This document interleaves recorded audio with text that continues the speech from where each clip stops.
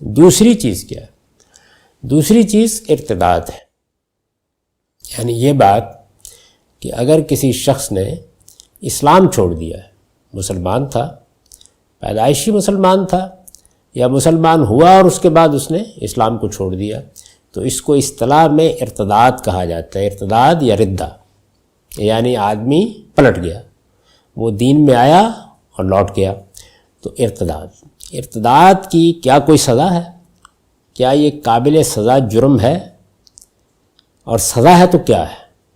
ہمارے فقہا یہ کہتے ہیں کہ یہ جرم ہے، قابل سزا جرم ہے، اور اس کی سزا موت ہے، یہ کہتے ہیں۔ اب اس میں ظاہر ہے کہ کئی سوالات پیدا ہوتے ہیں۔ ایک سوال تو یہ پیدا ہوتا ہے کہ قرآن مجید قتل کے بارے میں، یہ بات ہم میزان کی تدریس میں واضح کر چکے ہیں، قتل کے بارے میں بہت صراحت کے ساتھ یہ بیان کرتا ہے کہ یہ سزا صرف 2 ہی صورتوں میں دی جا سکتی ہے، یعنی کسی کو قتل کرنا، کسی کو موت کے گھاٹ اتار کرنا، موت کی سزا، کیپٹل پنشمنٹ صرف 2 ہی صورتوں میں ہو سکتی ہے۔ ایک یہ کہ قصاص میں قتل کیا جا رہا ہے، اس کے حدود شرائط زیر بحث آ چکے ہیں۔ دوسری چیز یہ کہ محاربہ یا فساد فی الارض کے تحت یہ سزا دی جائے، وہاں قرآن نے بیان کر دیا اس سزا کو، اور یہ بتا دیا ہے کہ یہ ان صورتوں میں دی جا سکتی ہے، اس کی بھی ہم تفصیل کر چکے ہیں۔ ان دونوں جرائم میں موت کی سزا دی جا سکتی ہے، بعض صورتوں میں دی جائے گی، اس کے علاوہ کسی صورت میں بھی موت کی سزا نہیں دی جا سکتی۔ ایک تو یہ سوال ہے، یعنی ایک تضاد پیدا ہوتا ہے قرآن کے بیان میں اور فقہا کی اس رائے میں۔ دوسرے یہ ہے کہ عقلی اور علمی لحاظ سے بھی یہ بات کسی طرح سمجھ میں نہیں آتی۔ اللہ تعالیٰ قرآن مجید میں یہ اعلان کر رہے ہیں کہ انہوں نے لوگوں کے معاملے میں کوئی جبر روا نہیں رکھا، یعنی دین کے مسئلے میں ان کو آزادی دی ہے، وہ قیامت میں پوچھیں گے، مواخذہ ہوگا، ہر شخص کو جتنا علم دیا ہے اس کی بنیاد پر وہ ماخوذ ہوگا، جنت اور جہنم کے فیصلے ہوں گے، اور کفر شرک پر ابدی جہنم کی سزا ہو سکتی ہے۔ یہ سب باتیں قرآن نے بیان کر دی ہیں، لیکن اس دنیا میں جب آپ یہ کہتے ہیں تو جو یہ قانون ہے کہ اللہ نے دین میں کوئی جبر روا نہیں رکھا، اور جگہ جگہ یہ بیان کیا ہے قرآن مجید میں کہ اے پیغمبر اگر ہم لوگوں کو لانا چاہتے ایک ہی دین پر تو یہ ہمارے لیے کچھ مشکل نہیں تھا، لیکن ہم نے دنیا جس اسکیم پر بنائی ہے یہ اس کے خلاف ہوتا۔ چنانچہ اعلان کر دیا کہ قد تبین الرشد من الغی، ہدایت گمراہی سے بالکل الگ ہے، اور لا اکراہ فی الدین، دین کے معاملے میں خدا نے کوئی جبر روا نہیں رکھا۔ خدا نے کوئی جبر روا نہیں رکھا تو ظاہر ہے کہ ہم کیسے روا رکھ سکتے ہیں؟ یہ دوسرا سوال جو پیدا ہو جاتا ہے۔ تیسری چیز یہ ہے کہ اس کے نتیجے میں ہم دنیا کے ساتھ معاملہ کیسے کریں؟ یعنی ہمیں تبلیغ کرنی ہے، ہمیں دعوت دینی ہے، ہمیں دوسرے لوگوں کو کہنا ہے کہ وہ دین میں آئے، تو ہر آدمی اپنا دین چھوڑ کے آئے گا۔ تو اس کے نتیجے میں تو ایسی صورتحال پیدا ہو جائے گی کہ ہم تو تبلیغ بھی کریں، ہم لوگوں کو کنورٹ بھی کریں، ہم دنیا بھر میں جا کر لوگوں کو اسلام کی دعوت دیں اور اس پر اللہ کا شکر ادا کریں کہ اللہ تعالیٰ نے کسی کو ہدایت دے دی، لیکن ہمارے ہاں اگر کوئی آدمی تبلیغ کرنا چاہے، دعوت دینا چاہے، تو ہم یہ کہیں کہ نہیں، اگر کوئی آدمی اسلام کو چھوڑے گا تو ہم اسے موت کے گھاٹ اتار دیں گے۔ اس کے بعد یہی نہیں ہے، اس سے ایک منافقین کا طبقہ آپ اپنے اندر پیدا کر رہے ہیں، یعنی خدا کی اسکیم بھی آپ نے الٹ دی، منافقین کا ایک طبقہ بھی پیدا کیا۔ خدا کو، اسلام کو اس کی کیا ضرورت ہے؟ یعنی اس نے دنیا اس اصول پر بنائی ہے کہ اس کی جنت کے لیے جو منتخب ہونا چاہتا ہے آزادی رائے کے ساتھ ہو۔ قرآن نے اس کو بیان کیا کہ من شاء فلیؤمن من شاء فلیکفر، تو کس وجہ سے، کس بنیاد پر یہ بات کی جائے گی؟ چنانچہ پھر اس کی بہت توجیحات لوگوں نے کرنے کی کوشش کی ہے۔ دور حاضر میں ایک نقطہ نظر وہ تھا جو مولانا سید اللہ صاحب مودودی نے اپنی کتاب مرتد کی سزا میں اختیار کیا۔ انہوں نے فقہا کی رائے کو مان کر یہ کہا کہ اصل میں اسلام ایک اسٹیٹ ہے، یعنی وہ ریاست ہے، تو جس طرح ریاست سے بغاوت کی سزا دی جاتی ہے، اسی طرح جب کوئی شخص اسلام کو چھوڑتا ہے تو ہم اس کو ہائی ٹریزن کا مجرم قرار دیں گے اور یہ سزا دیں گے۔ یہ بات بالکل سمجھ میں نہیں آتی۔ اسلام ریاست کس طرح ہے، ایک مذہب ہے، ایک دعوت ہے، ایک پیغام ہے، اس کی ریاست یا اس کے قانون کی بنیاد پر اگر کوئی ریاست بن گئی ہے تو ریاست سے بغاوت کے کچھ معنی ہوتے ہیں. یعنی کوئی آدمی ریاست کے خلاف سازش کرتا ہے، محاربہ اختیار کرتا ہے، تو محاربے کی سزائیں ہمارے ہاں موجود ہیں. لیکن ایک شخص مذہب چھوڑ رہا ہے، یعنی وہ پرامن طریقے سے اسلام کو چھوڑ کر مسیحیت اختیار کر رہا ہے، کوئی اور مذہب اختیار کر رہا ہے، تو یہ کیسے ہائی ٹریزن ہو گئی؟ کیا اگر میں پاکستان کی شہریت چھوڑ دوں تو یہ ہائی ٹریزن ہوگی؟ یا کوئی اور آدمی اپنے ملک کی شہریت چھوڑ دے؟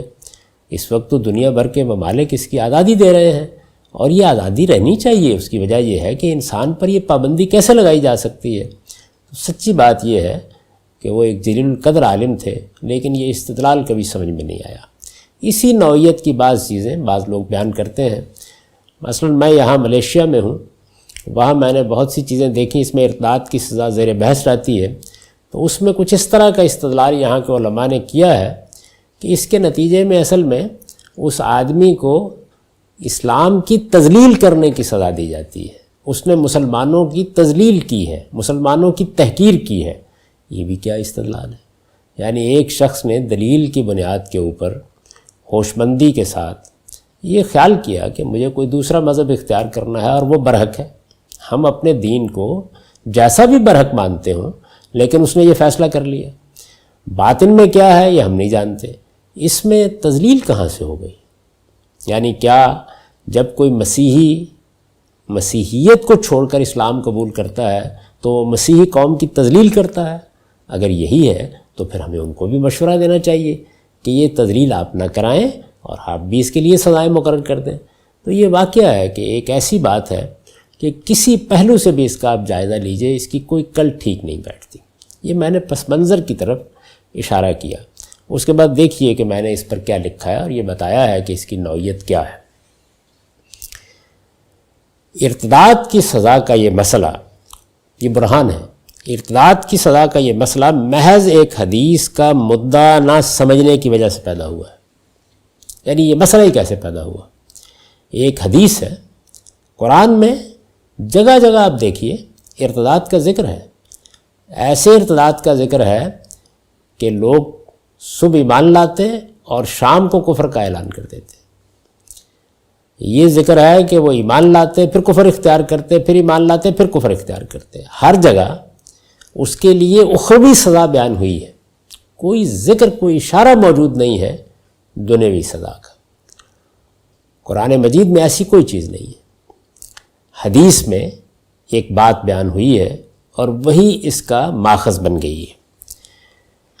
ارتداد کی سزا کا یہ مسئلہ محض ایک حدیث کا مدعا نہ سمجھنے کی وجہ سے پیدا ہوا ہے. ابن عباس کی روایت سے یہ حدیث بخاری میں اس طرح نقل ہوئی: من بدل دینہ فاقتلوہ، جو شخص اپنا دین تبدیل کرے اسے قتل کر دو. اب یہ ظاہر ہے کہ تعمیم کا اسلوب ہے. اگر آپ لفظ پر اصرار کریں تو پھر تو یہ ہے کہ جو شخص بھی دنیا میں دین تبدیل کرے، بدھ مت چھوڑے، ہندو مت چھوڑے، اس کو بھی قتل ہونا چاہیے. یعنی گویا اسلام کا قانون یہ ہوگا. تو یہ روایت ہے جس روایت سے یہ ارتداد کی سزا کا مسئلہ ہمارے فقہاء نے اخذ کیا ہے. یہ روایت کیا ہے؟ اس میں ذرا تھوڑی دیر کے لیے اپنے ذہن میں ان مباحث کو تازہ کر لیجئے جو میں نے رجم کی سزا کے معاملے میں میزان کی تدریس کے دوران کی. میں نے یہ عرض کیا تھا کہ اگر کوئی چیز قرآن بیان کرے گا تو قرآن مجید اللہ تعالیٰ کی کتاب ہے، ایک کتاب کی طریقے سے اس کو ترتیب دیا گیا ہے. وہ اپنا ایک سیاق سباق رکھتی ہے. اس نے چوری کی سزا بیان کی ہے، اس نے زنا کی سزا بیان کی ہے. ہم اس کو سمجھ سکتے ہیں، پڑھ سکتے ہیں، جان سکتے ہیں کیا نوعیت ہے اس کی. اس کے دلائل دیتا ہے، یہ بتاتا ہے کہ یہ سزا کیوں مقرر کی گئی ہے. تو وہاں ہر چیز بالکل واضح ہوتی. لیکن روایت کا معاملہ یہ نہیں ہوتا. یعنی روایت میں کیا ہوتا ہے؟ روایت میں اصل میں کسی چیز کا اطلاق کیا جا رہا ہوتا ہے. تو یہ دیکھنا چاہیے کہ روایت ہمارے سامنے آ جائے کہ اس کا قرآن سے کیا ریلیشن ہے. یعنی ہمارے ہاں تو ترتیب یہ بن گئی کہ قرآن کو حدیث سے سمجھا جائے گا. یعنی قرآن مجید تو اپنا مدعا واضح نہیں کر سکتا، اس کو بیان نہیں کر سکتا، اس میں بڑا ابہام ہے، اس میں تو جگہ جگہ اشکالات پیش آتے ہیں. حدیث البتہ بتائے گی کہ اس کا مطلب کیا ہے۔ معاملہ اس کے بالکل برعکس ہے۔ قرآن عربی مبین میں واضح ترین کتاب ہے، محکم آیات کے ساتھ اپنا مدعا بیان کرتی ہے، اپنے نقطہ نظر کی خود تفصیل کرتی ہے، ادنا درجے میں کسی دوسری چیز کی محتاج نہیں ہے۔ حدیث اس کی محتاج ہے کہ اس کو قرآن کی روشنی میں سمجھا جائے۔ چنانچہ حدیث کو سمجھنے کے لیے یہ ضروری ہوگا کہ ہم یہ دیکھیں کہ یہ قرآن سے کہاں ریلیٹ کر رہی ہے، اس لیے کہ فریم ورک وہی ہے، یعنی جو 4 کارنرز ہیں وہ قرآن نے متعین کر دیے ہیں، ان کے اندر دیکھیں۔ وہاں بھی استاذ امام حمید الدین فرائی نے اس مسئلے کو کہاں سے حل کیا ہے، یعنی کچھ روایات تھیں، کچھ واقعات تھے، کچھ مقدمات کی رودادیں تھیں، ان کو فقہا عام طور پر زنا کی سزا سے متعلق کر رہے تھے، جو سورہ نور میں بیان ہوئی ہے۔ تو انہوں نے بتایا کہ یہ روایات ٹھیک ہیں، یہ مقدمات بھی اپنی جگہ درست ہیں، ان کی رودادوں میں بھی بالاجمال ہی صحیح بات بیان ہوئی ہے، لیکن ان کا تعلق آیت حرابہ سے۔ پھر اس کے دلائل دیے اور یہ بتایا تو مسئلہ حل ہو گیا۔ یہاں بھی یہی صورتحال ہے، روایت ٹھیک ہے، لیکن روایت کو قرآن کی روشنی میں رکھ کے سمجھیں گے تو کوئی مشکل پیش نہیں آئے گی۔ فقہا نے اس سے ایک حکم عام اخذ کیا ہے۔ ہمارے فقہا اسے بالعموم ایک حکم عام قرار دیتے ہیں، جس کا اطلاق ان کے نزدیک ان سب لوگوں پر ہوتا ہے جو زمانہ رسالت سے لے کر قیامت تک اس زمین پر کہیں بھی اسلام کو چھوڑ کر کفر اختیار کریں گے۔ یعنی انہوں نے کہا کہ یہ ایک عام حکم ہے، جس طرح جہاں بھی کوئی چوری کرے گا، شرائط پوری ہو جائیں گی تو شریعت کے قانون کے مطابق اس کو قطع ید کی سزا دی جائے گی۔ اسی طرح یہ حدیث یہ بتا رہی ہے کہ جہاں کہیں بھی جب بھی قیامت تک کوئی شخص اسلام چھوڑے گا، دین تبدیل کرے گا، مسلمان تھا، مسلمان کی حیثیت ختم کر دے گا، تو یہ حدیث کہتی ہے کہ اس کو یہ سزا دی جائے گی۔ ان کی رائے کے مطابق ہر وہ مسلمان جو اپنی آزادانہ مرضی سے کفر اختیار کرے گا، اسے اس حدیث کی روح سے لازماً قتل کر دیا جائے گا۔ یہ فقہا کا مذہب ہے، یعنی وہ پہلے حدیث بیان کرتے ہیں من بدل دینہ فاقتلوہ، پھر اس سے یہ قانون اخذ کرتے ہیں، اور یہی قانون ہے جس کا میں نے ذکر کیا ہے، جس کی مدافعت دور حاضر میں لوگوں نے اپنے اپنے استدلال سے کی ہے۔ یہ فقہائی کا ترتیب دیا ہوا قانون ہے۔ اس معاملے میں ان کے درمیان اگر کوئی اختلاف ہے، یعنی سب متفق ہیں، کوئی اختلاف ہے تو بس یہ کہ قتل سے پہلے اسے توبہ کی مہلت دی جائے گی یا نہیں، اور اگر دی جائے گی تو اس کی مدت کیا ہونی چاہیے، یعنی اس طرح کی تفصیلات میں اختلاف ہے۔ رہ گئی یہ بات کہ سزا دی جائے گی، اس پر متفق ہیں، اور سزا قتل کی ہوگی۔ فقہائے احناف البتہ عورت کو اس حکم سے مستثنا قرار دیتے ہیں۔ یہ دیکھیے اب یہ حدیث کا فہم ہے، یعنی من بدل دینہ فاقتلوہ میں پہلی بات کیا ہوئی کہ اس کا تعلق صرف اسلام چھوڑنے سے ہے، حالانکہ روایت میں یہ بات نہیں ہے۔ دوسری کیا ہے، فقہائے احناف اسے عورت سے متعلق ہی نہیں قرار دیتے۔ ان کے علاوہ باقی تمام فقہاء اس بات پر متفق ہیں کہ ہر مرتد کی سزا خواہ وہ عورت ہو یا مرد اسلامی شریعت میں قتل ہے۔ یہ ہے اس معاملے میں فقہاء کا موقف۔ اس موقف میں کیا غلطی ہے، روایت کو سمجھنے میں کیا غلطی ہوئی ہے، اس پر اگلی نشست میں گفتگو کریں گے۔ اقول قولی ھذا واستغفر اللہ لی ولکم ولسائر الحمد للہ رب العالمین والصلاة والسلام علی محمد الامین اعوذ باللہ من الشیطان الرجیم بسم اللہ الرحمن الرحیم۔ خواتین و حضرات، میزان کے 7ویں باب کا مطالعہ ہم نے مکمل کر لیا تھا۔ اس کے بعد ان قوانین پر بحث جاری تھی جن کو ہمارے فقہا شریعت کے قوانین کی حیثیت سے پیش کرتے ہیں۔ درا حالے کہ تحقیق کی جائے تو یہ معلوم ہوتا ہے کہ ان کا شریعت سے کوئی تعلق نہیں۔ اس میں شراب نوشی کی سزا پر ہم تفصیل کے ساتھ گفتگو کر چکے ہیں۔ ارتداد کی سزا کا مطالعہ جاری تھا۔ میں نے یہ بیان کر دیا تھا کہ فقہا کا مذہب کیا ہے، وہ کیا کہتے ہیں۔ اس پر میں نے برہان میں یہ تبصرہ کیا ہے کہ فقہا کی یہ رائے محل نظر ہے، یعنی اس پر غور کرنا چاہیے کہ انہوں نے اس روایت کو جس طرح سمجھا اور اسلام کے قانون میں جس طریقے سے ارتداد کی سزا کا اضافہ کر دیا، کیا وہ قابل قبول ہے؟ اس پر غور کرنا چاہیے۔ میں نے لکھا ہے رسول اللہ صلی اللہ علیہ وسلم کا یہ حکم، یعنی جو روایت بیان ہوئی ہے، من بدل دینہ فاقتلوہ، رسول اللہ صلی اللہ علیہ وسلم کا یہ حکم تو بے شک ثابت ہے، یعنی میں اس کا انکار نہیں کر رہا، یہ حکم موجود ہے، مگر ہمارے نزدیک یہ کوئی حکم عام نہ تھا۔ فقہا کی غلطی کیا ہے؟ انہوں نے اس کو حکم عام سمجھ لیا ہے، اور غلطی کا باعث کیا ہے؟ وہی کہ روایت کو مستقل بالذات ماخذ قرار دے کر بات کی جا رہی ہے۔ اس کو قرآن کی روشنی میں دیکھنا چاہیے، اس کو رسول اللہ صلی اللہ علیہ وسلم نے جو دین ہمیں دیا ہے قرآن و سنت میں، اس کی روشنی میں سمجھنا چاہیے۔ یہ بات عقلاً صحیح نہیں ہے کہ رسالت مآب صلی اللہ علیہ وسلم کسی ایک آدمی سے، دو آدمیوں سے، جن کو یہ پابند بھی نہ کیا جائے کہ وہ آگے بیان کریں، دین کے مستقل بذات احکام بیان کر دیں۔ رسول اللہ صلی اللہ علیہ وسلم نے ایسا کبھی نہیں کیا۔ چنانچہ اخبار احاد، جن کو اصطلاح میں حدیث کہا جاتا ہے، یہ توضیحی نوعیت رکھتی ہیں، یعنی جو دین بیان ہوا ہے اس کی تفہیم ہوگی، اس کی تبیین ہوگی، اس کی فرع ہوگی۔ رسالت مآب صلی اللہ علیہ وسلم نے، خلفائے راشدین نے اس پر کیسے عمل کیا، اس کا بیان ہوگا۔ کسی مستقل بذات حکم کے وہاں ہونے کا کوئی سوال ہی نہیں۔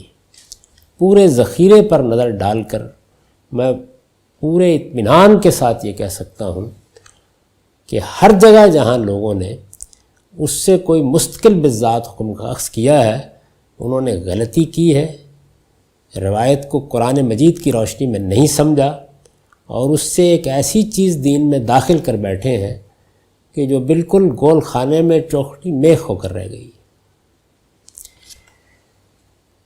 مگر ہمارے نزدیک یہ کوئی حکم عام نہ تھا، بلکہ صرف انہی لوگوں کے ساتھ خاص تھا، یعنی حکم دیا گیا کہ جو اپنے دین کو تبدیل کرے اس کو قتل کر دو، حکم دیا گیا، لیکن یہ انہی لوگوں کے ساتھ خاص تھا جن پر آپ نے براہ راست اتمام حجت کیا۔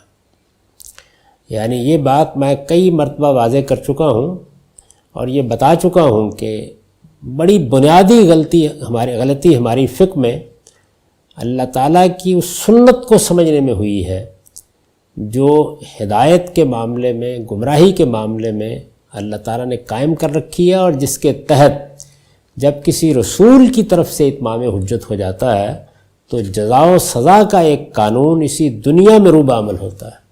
اس کو سمجھنے میں غلطی کھائی ہے، یعنی وہ چیزیں جو قانون اتمام حجت سے متعلق تھیں ان کو شریعت سے متعلق سمجھ بیٹھے ہیں۔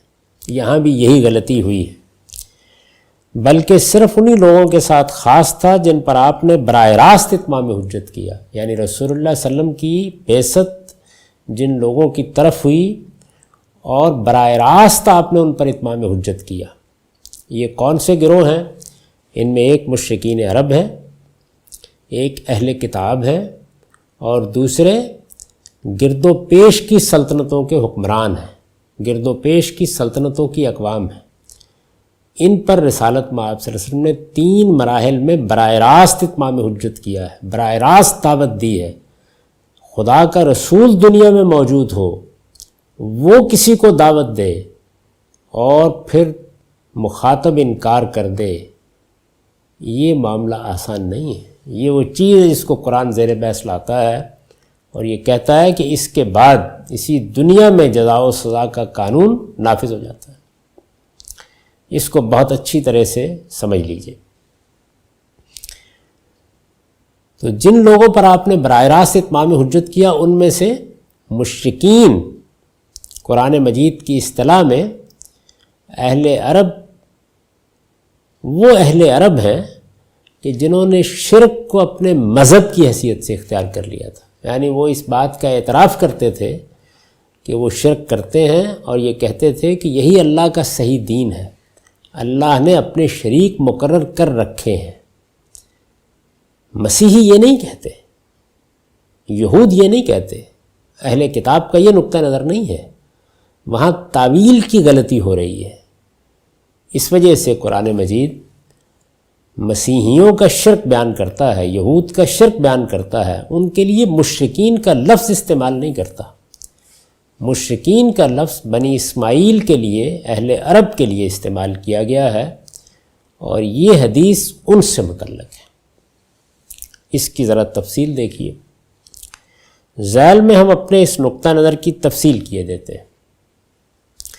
اس زمین پر ہر شخص اس حقیقت سے واقف ہے کہ دنیا میں انسان کو رہنے بسنے کا جو موقع حاصل ہوا ہے، یعنی خدا نے دنیا میں انسانوں کو بھیجا، کسی کو 10 سال، کسی کو 20 سال، کسی کو 50 سال، کسی کو 100 سال کے لیے، یہ جو موقع انسان کو حاصل ہوا ہے وہ کسی حق کی بنا پر نہیں، یعنی ایسا نہیں ہے کہ اللہ تعالیٰ کے اوپر کوئی حق قائم ہو گیا تھا لہٰذا وہ مجھے لازماً اس دنیا میں 10 سال 20 سال کے لیے بھیجے گا۔ اس کو الٹ کر دیکھیے، جس وقت اس نے دنیا میں ہم کو بھیج دیا اور پھر ایک قانون کے مطابق امتحان میں ڈالا اور وعدہ کیا کہ وہ قیامت میں اٹھائے گا، تو اب حق قائم ہو گیا ہے۔ لیکن اس دنیا میں آنے کے لیے کسی کا کوئی حق خدا پر قائم نہیں ہوتا، وہ کسی حق کی بنا پر نہیں بلکہ محض آزمائش کے لیے ہے۔ عالم کا پروردگار جب تک چاہتا ہے کسی کو یہ موقع دیتا ہے، یعنی اس معاملے کو بھی اس نے اپنے ہاتھ میں رکھا ہے، اس کے لیے کوئی لگا بندہ قاعدہ نہیں ہے کہ ضرور 50 سال کا موقع ملے گا، 60 سال کا موقع ملے گا۔ عالم کا پروردگار جب تک چاہتا ہے کسی کو یہ موقع دیتا ہے، اور جب اس کے علم کے مطابق آزمائش کی یہ مدت پوری ہو جاتی ہے تو موت کا فرشتہ آسمان سے اترتا ہے اور اسے یہاں سے لے جا کر اس کے حضور پیش کر دیتا ہے۔ یہ قانون جاری آدم و حوا کے زمانے سے جاری ہے، یہ قیامت تک جاری رہے گا۔ عام انسانوں کے لیے یہ مدت اللہ تعالیٰ اپنے علم و حکمت کے مطابق جتنی چاہے مقرر کرتے ہیں۔ ہم روزانہ دیکھتے ہیں، کسی کو بچپنی میں اٹھا لیتے ہیں، کسی کو بڑھاپے تک پہنچاتے ہیں، کوئی جوانی میں دنیا سے رخصت ہو جاتا ہے۔ عام انسانوں کے لیے یہ مدت اللہ تعالیٰ اپنے علم و حکمت کے مطابق جتنی چاہے مقرر کرتے ہیں، لیکن وہ لوگ جن میں رسول کی بعثت ہوتی ہے، اللہ کے پیغمبر کی بعثت ہوتی ہے، اور جنہیں اس کے ذریعے سے براہ راست دعوت پہنچائی جاتی ہے، ان پر چونکہ آخری حد تک اتمام حجت ہو جاتا ہے۔ یعنی دنیا میں انسان کو جو مہلت دی گئی ہے وہ اتمام حجت کے لیے ہے۔ جب کسی قوم میں رسول کی بعثت ہو گئی، جب کچھ لوگوں کو رسول نے براہ راست دعوت دے دی، تو آخری حد تک اتمام حجت ہو گیا۔ یعنی زمین پر ایک شخص سے خدا نے براہ راست رابطہ پیدا کیا، اس کے گرد و پیش میں ایسے حالات میسر کر دیے جس کے بعد کوئی عذر باقی نہیں رہا، تو اب کیا ہوا؟ اتمام حجت ہو گیا۔ اس وجہ سے اس اتمام حجت کے بعد بھی وہ اگر ایمان نہ لائیں تو ان کے بارے میں یعنی جن پر رسول کے ذریعے سے براہ راست اتمام حجت ہو جائے، اتمام حجت اس وقت بھی ہو رہا ہے، لیکن کب ہو رہا ہے، کتنی دیر لگے گی، خدا جانتا ہے۔ اس کے مطابق وہ دنیا سے لوگوں کو اٹھا رہا ہے، لیکن رسول کی بعثت کے بعد متعین طور پر واضح ہو جاتا ہے کہ اتمام حجت ہو گیا۔ اس وجہ سے اس اتمام حجت کے بعد بھی اگر وہ ایمان نہ لائیں تو ان کے بارے میں اللہ تعالیٰ کا یہ قانون قرآن مجید میں پوری صراحت کے ساتھ بیان ہوا ہے کہ وہ پھر اس کی زمین پر زندہ رہنے کا حق کھو دیتے ہیں۔ یعنی اب جس مقصد کے لیے دنیا بنائی گئی تھی وہ مقصد پورا ہو گیا۔ یہاں صورتحال یہ نہیں تھی کہ حق اس بنیاد پر حاصل ہے کہ اس بندے کے ساتھ کوئی وعدہ ہے، حق اس بنیاد پر حاصل ہے کہ جینا ہے تاکہ اتمام حجت ہو جائے اور قیامت میں کوئی عذر نہ پیش کر سکے۔ زمین پر وہ آزمائشی کے لیے رکھے گئے تھے، اور رسول کے اتمام حجت کے بعد یہ آزمائش چونکہ آخری حد تک پوری ہو جاتی ہے، اس وجہ سے اللہ تعالیٰ کا قانون بالعموم یہی ہے، بالعموم یہی ہے کہ اس کے بعد زندہ رہنے کا یہ حق ان سے چھین لیا جائے اور ان پر موت کی سزا نافذ کر دی جائے۔ بالعموم میں نے اس لیے عرض کیا ہے کہ بعض لوگوں کو موت کی سزا نہیں بھی دی جاتی. اس کی مثال اہل کتاب ہے، ان کے بارے میں قرآن نے بیان کر دیا کہ اگر وہ ایمان لے آئیں تو کیا کہنے ہیں، ایمان نہ لائیں اور جزیہ دے کر محکوم ہو کر ذلت کے ساتھ مسلمانوں کے ماتحت زندگی بسر کرنے کے لیے تیار ہو جائیں، ایک نوعیت کی غلامی کی زندگی بسر کرنے کے لیے تیار ہو جائیں، تو یہی سزا کافی. یعنی محکومی کی سزا دی گئی، وہاں موت کی سزا نہیں دی گئی. اس قانون کے مطابق رسول کے براہ راست مخاطبین پر یہ سزا اس طرح نافذ کی جاتی ہے کہ رسول اور اس کے ساتھیوں کو اتمام حجت کے بعد اگر کسی دارالہجرت میں سیاسی اقتدار حاصل نہ ہو سکے تو اللہ تعالیٰ کا عذاب ابر و باد کی ہلاکت خیزیوں کے ساتھ نمودار ہوتا ہے. یعنی رسول کے ساتھی بھی بہت معمولی تعداد میں ہیں، دارالہجرت بھی میسر نہیں ہو سکا، تو اب اللہ تعالیٰ کیا کرتے ہیں، وہ فرشتوں کو حکم دیتے ہیں کہ اس قوم کو تباہ کر دیا جائے، اور رسول کی قوم کو موت کی نیند سلا دیتا ہے. اللہ تعالیٰ کا عذاب ابر و باد کی ہلاکت خیزیوں کے ساتھ نمودار ہوتا ہے اور رسول کی قوم کو موت کی نیند سلا دیتا ہے. قرآن مجید سے معلوم ہوتا ہے کہ عاد و سمود، قوم نوح، قوم لوط اور دوسری بہت سی قومیں اسی طرح یعنی اسی قانون کے مطابق زمین سے مٹا دی گئی. لیکن اس کے برعکس اگر رسول کو کسی سرزمین میں سیاسی اقتدار حاصل ہو جائے تو قوم کے مغلوب ہو جانے کے بعد اس کے ہر فرد کے لیے موت کی سزا مقرر کر دی جاتی ہے. یعنی دو طریقے اختیار کیے جاتے ہیں، ساتھی معتدب تعداد میں نہیں ہیں، دارالہجرت بھی میسر نہیں ہوا، فرشتوں کے ذریعے سے عذاب آئے گا. دارالہجرت میسر ہو گیا، ساتھی بھی معتدب تعداد میں ہیں، ان کے ذریعے سے سزا نافذ کی جاتی ہے، تو انہی کے ہاتھ سے موت کی سزا نافذ کرنے کا حکم دے دیا جاتا ہے. یعذبہم اللہ بایدیکم، اس کو قرآن نے سورہ توبہ میں بیان کیا. ہر فرد کے لیے موت کی سزا مقرر کر دی جاتی ہے جو رسول اور اس کے ساتھی اس پر نافذ کرتے ہیں. نبی صلی اللہ علیہ وسلم کے ساتھ چونکہ یہی دوسری صورت پیش آئی، اس وجہ سے اللہ تعالیٰ نے حکم دیا کہ مشرکین میں سے جو لوگ، یعنی یہ قانون قرآن میں بیان ہوا ہے، قرآن مجید کی سورہ توبہ وہ آخری اعلان بیان کرتی ہے جس کے بعد اس سزا کا عام نفاذ کیا گیا. یہ خدا کے قہر کے ظہور کی سورہ ہے، یہ عذاب کی سورہ ہے. یہی وجہ ہے کہ اس پر بسم اللہ الرحمن الرحیم نہیں لکھی جاتی. اللہ تعالیٰ نے یہ پسند نہیں کیا کہ اپنی رحمت کا ذکر کرے اور اس کے بعد عذاب کا قانون بیان کرے. نبی صلی اللہ علیہ وسلم کے ساتھ کیونکہ یہی دوسری صورت پیش آئی، اس وجہ سے اللہ تعالیٰ نے حکم دیا کہ مشرکین میں سے جو لوگ 9 ہجری حج اکبر کے دن تک بھی ایمان نہ لائیں، یہ مہلت دی گئی لوگوں کو، ان کے لیے اسی تاریخ کو میدان عرفات میں اعلان کر دیا جائے کہ 9 ذوالحج سے محرم کے آخری دن تک ان کے لیے مہلت ہے، کم و بیش 50 دن کی مہلت ہے. اس کے بعد بھی وہ اگر اپنے کفر پر قائم رہے تو موت کی سزا کا یہ قانون ان پر نافذ کر دیا جائے گا. یہ قرآن مجید میں وہ قانون ہے، وہ حکم ہے جس پر وہ حدیث مبنی ہے. اب دیکھیے کیسے مبنی ہے. پہلے یہ دیکھیے کہ اصل حکم کیا ہے. یہ ہے قرآن مجید کی روشنی میں روایات کو سمجھنا.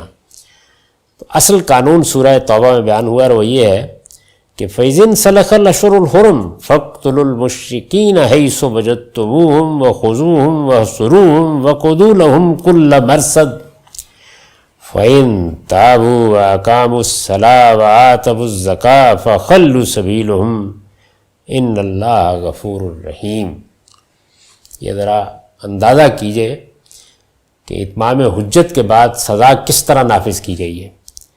فرمایا پھر جب حرام مہینے گزر جائیں تو ان مشرکین کو جہاں پاؤ قتل کر دو. یہ قتال یا جنگ کا حکم نہیں ہے، قتل عام کا حکم ہے. جہاں پاؤ قتل کر دو اور ان کے لیے ان کو پکڑو، گھیرو اور ہر گھات میں ان کے لیے طاق لگاؤ. لیکن اگر وہ کفر و شرک سے توبہ کر لیں اور نماز کا اہتمام کریں اور زکوٰۃ ادا کرنے لگیں تو انہیں چھوڑ دو. شرائط بیان کر دی گئی، یہ شرائط پوری کریں تو بچ جائیں گے، ورنہ موت کی سزا نافذ کر دی جائے گی. جب اللہ کا عذاب آتا ہے تو اس وقت بھی یہی ہوتا ہے، یعنی آخر میں پیغمبر یہ کہتا ہے کہ اس وقت 3 دن کی مہلت ہے، اس وقت چند گھنٹوں کی مہلت ہے، تم چاہو تو اب بھی ایمان لا کے عذاب سے بچ سکتے ہو، میرے ساتھ آ سکتے ہو۔ سیدنا نوح علیہ السلام نے آخری وقت میں بیٹے کو دعوت دی تھی، اس وقت بھی موقع ہے، کشتی میں سوار ہو جاؤ۔ تو اللہ تعالیٰ نے یہ قانون بیان کیا اور اس میں یہ واضح کر دیا کہ اس سزا سے بچنے کا راستہ یہ ہے۔ یہی قانون ہے جس کی وضاحت رسول اللہ صلی اللہ علیہ وسلم نے اس طرح فرمائی ہے۔ یہ جو قرآن کا قانون ہے، رسول اللہ صلی اللہ علیہ وسلم نے اس کو ایک موقع کے اوپر بیان کیا ہے، تو یہ روایتوں میں بھی مذکور ہے۔ اس میں دیکھیے کیا فرمایا، فرمایا امرت ان اقاتل الناس حتی یشہدوا ان لا الہ الا اللہ وان محمد الرسول اللہ ویقیموا الصلاۃ ویؤتوا الزکاۃ فَإِذَا فَعَلُوا عَصَمُوا مِنِّي دِمَاءَهُمْ وَأَمْوَالَهُمْ إِلَّا بِحَقِّهَا وَحِسَابُهُمْ عَلَى اللَّهِ۔ یہ مسلم کی روایت ہے، مجھے حکم دیا گیا ہے کہ میں ان لوگوں سے جنگ کروں یہاں تک کہ وہ لا الہ الا اللہ محمد الرسول اللہ کی شہادت دیں۔ یہ وہی مشرکین عرب۔ روایت میں یہاں پر بھی الناس کا لفظ ہے، لیکن یہ الناس کا لفظ عام نہیں ہے، چنانچہ کوئی شخص بھی اس روایت کو سب لوگوں سے متعلق نہیں مانتا، کوئی نہیں کہتا کہ یہ حکم آج بھی ہمارے لیے موجود ہے جو اس روایت میں بیان ہوا ہے۔ اس روایت کو قرآن سے متعلق کر کے ہی سمجھا جاتا ہے کہ یہ در حقیقت مشرکین کے بارے میں اللہ کے قانون کو بیان کر رہی ہے، یہاں تک کہ وہ لا الہ الا اللہ محمد رسول اللہ کی شہادت دیں، نماز کا اہتمام کریں اور زکوٰۃ ادا کریں، وہ یہ شرائط تسلیم کر لیں تو ان کی جانیں اور مال محفوظ ہو جائیں گے، الا یہ کہ وہ اسلام کے کسی کی حق کے تحت اس حفاظت سے محروم کر دیے جائیں، رہا باطن کا حساب تو اللہ کے ذمے ہے۔ یہ اسی آیت کی تشریح ہے، یعنی جو بات اس آیت میں بیان کی گئی ہے، رسول اللہ صلی اللہ علیہ وسلم نے کسی موقع پر، ہو سکتا ہے کسی نے سوال کیا ہو، کوئی تردد ہو، تو آپ نے فرمایا کہ نہیں مجھے یہی حکم دیا گیا ہے۔ اور کن کے بارے میں دیا گیا ہے؟ انہی کے بارے میں جن کے بارے میں قرآن کہتا ہے۔ قرآن واضح طور پر بتاتا ہے کہ اس حکم کا تعلق صرف مشرکین عرب سے تھا، یہ رسول اللہ کے مخاطبین میں سے اہل کتاب سے متعلق بھی نہیں تھا۔ یہ قانون جیسا کہ ہم نے عرض کیا صرف ان مشرکین کے ساتھ خاص تھا جن پر نبی صلی اللہ علیہ وسلم نے براہ راست اتمام حجت کیا۔ ان کے علاوہ اب قیامت تک کسی دوسری قوم یا فرد کے ساتھ اس قانون کا کوئی تعلق نہیں ہے۔ یہ جو اصل قانون ہے اس کا بھی کسی کے ساتھ کوئی تعلق نہیں ہے، یعنی آج کے زمانے میں حکم یہ نہیں ہے کہ مشرکین کو، کفار کو قتل کر دیا جائے۔ اصل حکم جن سے متعلق ہے سمجھ لیجئے، وہ رسول کے براہ راست مخاطبین ہیں۔ میں نے لکھا ہے یہاں تک کہ وہ اہل کتاب جو رسول اللہ صلی اللہ علیہ وسلم کے زمانے میں موجود تھے، قرآن مجید نے انہیں بھی اس سے بصراحت مستثنیٰ قرار دیا ہے، یعنی یہ سزا صرف ان کو دی گئی جو شرک کو بطور مذہب اختیار کر چکے تھے۔ چنانچہ سورہ توبہ میں جہاں مشرکین کے لیے قتل کی یہ سزا بیان ہوئی ہے، وہیں اہل کتاب کے بارے میں صاف فرمایا ہے کہ وہ اگر محکومی قبول کر کے اور جزیہ دے کر، جزیہ ذلت کی علامت سمجھا جاتا تھا، مسلمانوں کی ریاست میں ایک شہری کی حیثیت سے رہنا چاہیں تو ان سے کوئی تعرض نہیں کیا جائے گا۔ چنانچہ دیکھیے اسی سورہ میں، سورہ توبہ میں یہ فرمایا ہے قاتل الذین لا یؤمنون باللہ ولا بالیوم الآخر ولا یحرمون ما حرم اللہ ورسولہ ولا یدینون دین الحق من الذین اوتوا الکتاب حتی یؤتوا الجزیۃ عن ید وہم صاغرون۔ ان اہل کتاب سے لڑو جو نہ اللہ اور روز آخرت پر ایمان لاتے ہیں، نہ اللہ اور اس کے رسول نے جو کچھ حرام ٹھہرایا ہے اسے حرام ٹھہراتے ہیں، یعنی قتال کا حکم دے دیا گیا مذہب کی بنیاد پر، اور نہ دین حق کی پیروی کرتے ہیں، ان سے لڑو یہاں تک کہ وہ مغلوب ہو کر جزیہ ادا کریں اور زیر دست بن کر رہیں۔ یہ بھی انہی اہل کتاب سے متعلق ہے جن پر اتمام حجت ہو گیا رسول اللہ صلی اللہ علیہ وسلم کی طرف سے۔ اب جو اہل کتاب ہیں اس قانون کا ان اہل کتاب سے بھی کوئی تعلق نہیں ہے، یہ خصوصی قانون ہے جو رسالت مآب صلی اللہ علیہ وسلم کے براہ راست مخاطبین میں سے مشرکین کے لیے موت کی سزا تجویز کر رہا ہے اور اہل کتاب کے لیے ذلت کے ساتھ محکومی۔ میں نے لکھا ہے کہ ہماری اس بحث سے اللہ تعالیٰ کا یہ قانون اگر پوری طرح واضح ہو جاتا ہے تو اس کا یہ لازمی تقاضا بھی صاف واضح ہے. یعنی اب دیکھیے کہ روایات میں کیا ہوتا ہے، فرع بیان ہوتی ہے، جب اصل قانون یہ ہے کہ مشرکین کو موت کی سزا دی جائے گی. رسول اللہ صلی اللہ علیہ وسلم کے مخاطبین میں سے جن پر رسول اللہ صلی اللہ علیہ وسلم نے براہ راست اتمام حجت کر دیا، اگر قانون یہ ہے کہ ان کو موت کی سزا دی جائے گی، تو ان میں سے اگر کوئی اسلام لا کر ارتداد اختیار کرے تو کیا ہوگا؟ ظاہر ہے کہ وہی موت کی سزا لوٹائے گی. یہ اس کی کرولری ہے، یہ اس کی فرع ہے، یہ اس کا لازمی تقاضا ہے. ہماری اس بحث سے اللہ تعالیٰ کا یہ قانون اگر پوری طرح واضح ہو جاتا ہے تو اس کا یہ لازمی تقاضا بھی صاف واضح ہے کہ ان مشرکوں میں سے کوئی شخص اگر ایمان لانے کے بعد پھر کفر اختیار کرتا تو اسے بھی لامحالہ اسی سزا کا مستحق ہونا چاہیے تھا. وہ لوگ جن کے لیے کفر کی سزا موت مقرر کی گئی، وہ اگر ایمان لا کر پھر اپنی پہلی حالت کی طرف لوٹتے تو لازم تھا کہ موت کی سزا ان پر بھی بغیر کسی تردد کے نافذ کر دی جائے. یعنی جب ان کے لیے موت کی سزا مقرر ہو گئی تو اب وہ جیتے جی ایمان لا کر اس سے بچ سکتے ہیں، لیکن اگر وہ پھر ایمان لا کر کفر اختیار کر لیں تو کیسے بچیں گے؟ یعنی اس کا لازمی تقاضا یہ ہے کہ پھر انہیں موت ہی کی سزا دی جائے.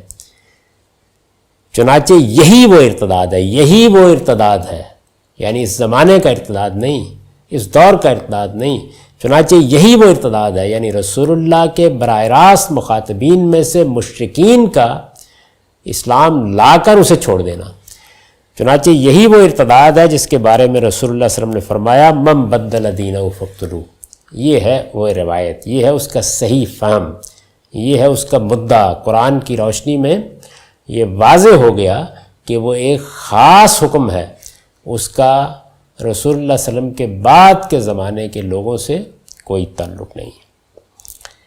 نبی صلی اللہ علیہ وسلم کی جو حدیث اوپر بیان ہوئی، میں نے اس پر بھی تبصرہ کیا ہے کہ نبی صلی اللہ علیہ وسلم کے اس حکم میں من وہاں ہے نا کہ امرت ان اقاتل الناس، اور پھر اس کے بعد یہ فرمایا کہ جو یہ اختیار کر لے. نبی صلی اللہ علیہ وسلم کے اس حکم میں من بدل دینہ، یہاں کہا ہے نا جس نے دین تبدیل کیا. من اسی طرح زمانہ رسالت کے مشرکین کے ساتھ خاص ہے جس طرح اوپر امرت ان اقاتل الناس میں وہاں الناس کا لفظ ہے، میں الناس ان کے لیے خاص ہے. یعنی جس طرح وہاں الناس سے مراد دنیا بھر کے لوگ نہیں ہیں، اسی طرح یہاں من سے مراد سارے انسان نہیں ہیں، بلکہ رسول اللہ صلی اللہ علیہ وسلم کے براہ راست مخاطبین جن پر آپ نے اتمام حجت کیا اور جو شرک کا مذہب اختیار کیے ہوئے تھے، صرف وہ مراد ہے. حضور صلی اللہ علیہ وسلم کے اس ارشاد کی اصل جب قرآن مجید میں اس خصوص کے ساتھ موجود ہے تو اس کی اس فرع میں بھی یہ خصوص لازماً برقرار رہنا چاہیے. ہمارے فقہا کی غلطی یہ ہے کہ انہوں نے الناس کی طرح اسے قرآن میں اس کی اصل سے متعلق کرنے اور قرآن و سنت کے باہمی ربط سے اس حدیث کا مدعا سمجھنے کی بجائے اسے عام ٹھہرا کر ہر مرتد کی سزا موت قرار دی. غلطی یہ ہوئی. اگر اس کو قرآن کی روشنی میں روایت کو دیکھا جائے تو روایت بالکل ٹھیک تھی. ایک خاص گروہ تھا جس کے بارے میں یہ حکم دیا گیا تھا، انہوں نے عام کر دیا، اور اس طرح اسلام کے حدود و تعزیرات میں ایک ایسی سزا کا اضافہ کر دیا جس کا وجود ہی اسلامی شریعت میں ثابت نہیں. یہ دلائل ہیں جن کی بنیاد پر میں یہ کہتا ہوں کہ ارتداد کی کوئی سزا اسلامی شریعت میں مقرر نہیں کی گئی. یہی وجہ ہے کہ میں نے اس سزا کو بھی میزان میں جب حدود بیان کیے ہیں تو اس میں شامل نہیں کیا. اس کے بعد آخری چیز توہین رسالت کی سزا ہے. اس پر میں نے اپنی کتاب مقامات میں لکھا ہے، اس کے نئے ایڈیشن میں یہ مضامین شامل ہو جائیں گے. یہ 3 مضامین ہیں اور توہین رسالت کی سزائی کے عنوان سے لکھے گئے. اب میں ان کا خلاصہ بھی آپ کے سامنے رکھ دیتا ہوں اور جو اس کے ضروری حصے ہوں گے وہ پڑھ بھی دوں گا. ہمارے ہاں توہین رسالت کا ایک قانون نافذ، اس کے بعد اسلام کا قانون ہے، یعنی رسالت مآب صلی اللہ علیہ وسلم نے یہ بتایا جاتا ہے کہ اپنی توہین کی سزا یہ مقرر کی ہے کہ جیسے ہی اس کا ارتکاب ہوگا اس آدمی کو نہ توبہ کا موقع دیا جائے گا، نہ رجوع کا، نہ تلقین کی جائے گی، مقدمہ قائم ہوگا اور اسے موت کی سزا دے دی جائے گی۔ اور موت کی اس سزا میں کوئی تخفیف بھی نہیں کی جا سکتی۔ یہ قانون ریاست پاکستان میں تعزیرات کا حصہ بنا دیا گیا ہے۔ ظاہر ہے کہ یہ سوال پیدا ہوتا ہے کہ اس کا ماخذ کیا ہے، کہاں سے لیا گیا یہ قانون؟ تو آپ قرآن مجید کو دیکھ جائیے، پورا کا پورا قرآن مجید پڑھ جائیے، کسی جگہ پر بھی یہ بات بیان نہیں ہوئی۔ آپ حدیث کے پورے ذخیر کو دیکھ لیجئے، اس میں بھی یہ بات بیان نہیں ہوئی۔ تو پھر اس قانون کا ماخذ کیا ہے؟ ظاہر ہے کہ یہ سوال پیدا ہوتا ہے کہ آخر لوگوں نے اس کو کہاں سے لیا ہے۔ تو میں آپ سے عرض کرتا ہوں کہ یہ قانون چند واقعات سے اخذ کیا گیا ہے، یعنی رسالت مآب صلی اللہ علیہ وسلم کے زمانے کے چند واقعات ہیں۔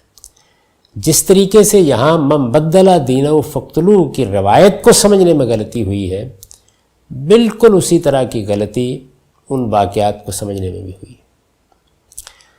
اور واقعات کے بارے میں ہمیشہ یہ توجہ دلاتا رہا ہوں، اور جب رجم کی سزا زیر بحث تھی تو میں نے مقدمات کی رودادوں پر تبصرہ کرتے ہوئے بتایا تھا کہ واقعات سے قانون اخذ کرنا بجائے خود آخری درجے کی غلطی ہے۔